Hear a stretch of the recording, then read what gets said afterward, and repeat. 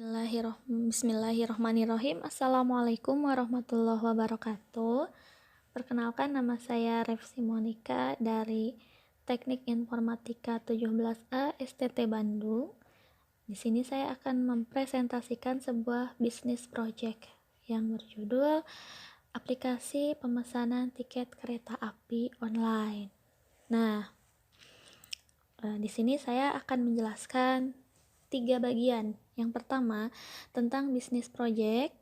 Yang kedua, tentang SWOT dari project yang saya buat. Dan yang ketiga, tentang IT di bidang IT-nya.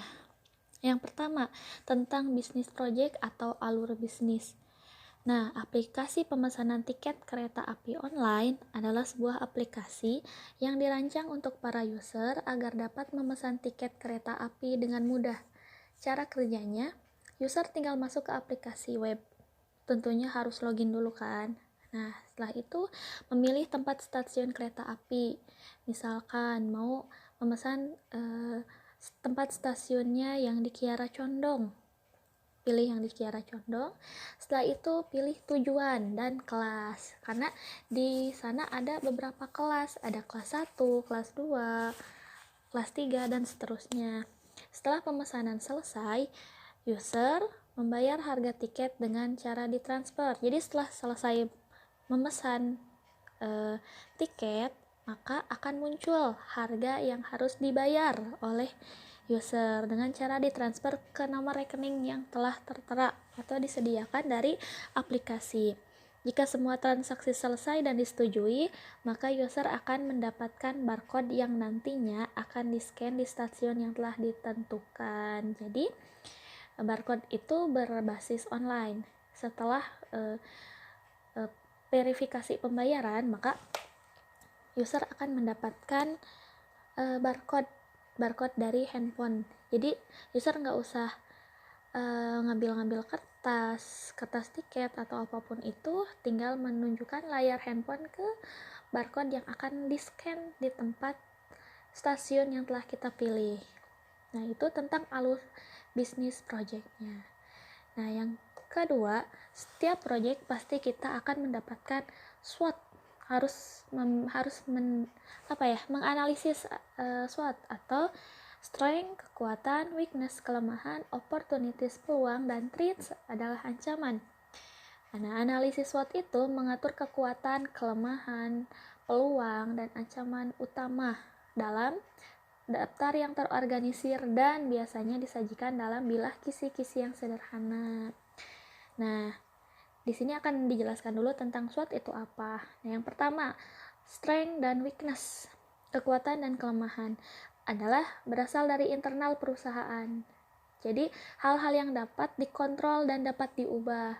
Contohnya, siapa yang ada di dalam tim, paten dan properti intelektual, dan lokasi juga. Jadi kita bisa merubahnya untuk kelemahan dan kekuatannya. Sedangkan opportunities dan threats, opportunities adalah peluang dan threats adalah ancaman, adalah hal eksternal yang mempengaruhi bisnis atau hal-hal yang terjadi di luar perusahaan pada pasar yang lebih besar. Nah, kalau ini peluangnya dapat kita manfaatkan dan kita dapat berlindung dari ancaman, melindungi dari ancaman, tetapi kita nggak bisa mengubahnya. Contohnya termasuk pesaing, harga bahan baku, tren belanja pelanggan, misalkan nih. Contohnya orang lain gitu, ada pengusaha lain yang sama di bidang kita, itu juga merupakan sebuah ancaman dong. Nah, kita nggak bisa ngerubahnya, nggak bisa menghilangkan orang yang memiliki usaha yang sama, tapi kita dapat melindungi dari ancaman tersebut. Nah, analisis SWOT dalam proyek yang saya buat, strength-nya. Nah, kekuatan yang dimiliki oleh aplikasi ini diantaranya memiliki banyak promo. Jadi ada beberapa potongan harga, misalkan pada hari raya Imlek atau hari raya Idul Fitri, pasti akan mendapatkan promo dari aplikasi tersebut. Terus aplikasi yang user friendly, jadi untuk orang-orang yang baru belajar tentang yang baru mengenal atau belajar tentang teknologi, maka ini akan mudah karena tidak mempersulit bagi orang-orang awam. Terus weakness kelemahannya yaitu aplikasi belum dapat di-download dari Play Store, jadi harus mengakses via website. Jadi hanya baru bisa diakses di website aja, belum ada di Play Store gitu. Nggak bisa di-download kayak misalkan Traveloka atau yang lainnya. Terus opportunities, peluang dari eksternalnya. Yang pertama, teknologi semakin canggih. Tentunya dong, kalau misalkan teknologi semakin canggih, maka kita bisa membuat project bisnis aplikasi ini lebih besar, lebih bagus gitu. Terus yang kedua, pada masa pandemi COVID-19 memungkinkan transaksi dilakukan secara online. Jadi pas corona itu bukan hanya tentang kerugian kesehatan, banyaknya social distancing, tapi juga kita bisa mengambil beberapa peluang dari pandemik seperti ini karena adanya social distancing, terus protokol kesehatan, tidak boleh berkerumun, maka beberapa transaksi dilakukan secara online agar lebih aman gitu. Nah, terus threats atau ancaman dari luar. Ancamannya itu banyak aplikasi yang serupa seperti Traveloka yang lebih dahulu dikenal di kalangan masyarakat. Jadi karena memang aplikasi yang baru ini belum dikenal oleh banyak orang gitu, hanya baru beberapa, belum diiklankan seperti aplikasi-aplikasi yang terdahulu. Nah, sekarang yang terakhir, implementasi di sisi IT.